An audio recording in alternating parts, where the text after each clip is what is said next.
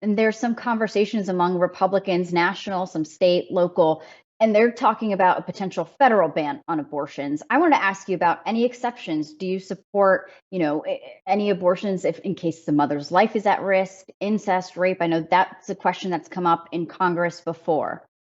Yeah.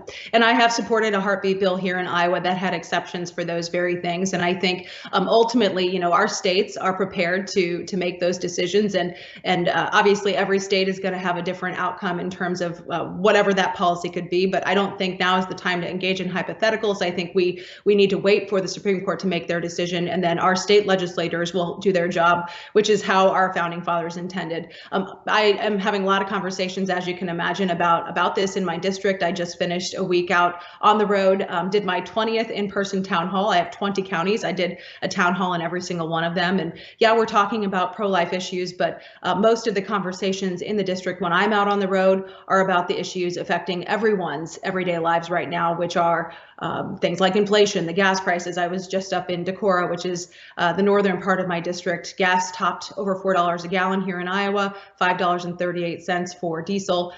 Those economic bread and butter kitchen table issues continue to be the main thing that I'm hearing about out on the road. And I'll continue to focus on all of these policies in Washington. Yeah, I actually do want to ask you about the economy, but before I turn to that, you mentioned talking to your constituents about this. Obviously, this is something that I think everyone in the US has heard one way or the other. A recent Washington Post poll actually found that a margin of 54 to 28% of Americans want or do not want Roe v. Wade to be overturned. We'll also talk about the midterms, but I wanted to talk to you specifically on that.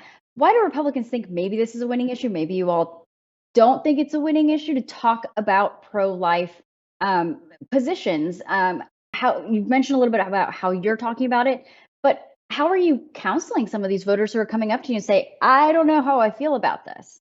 Yeah.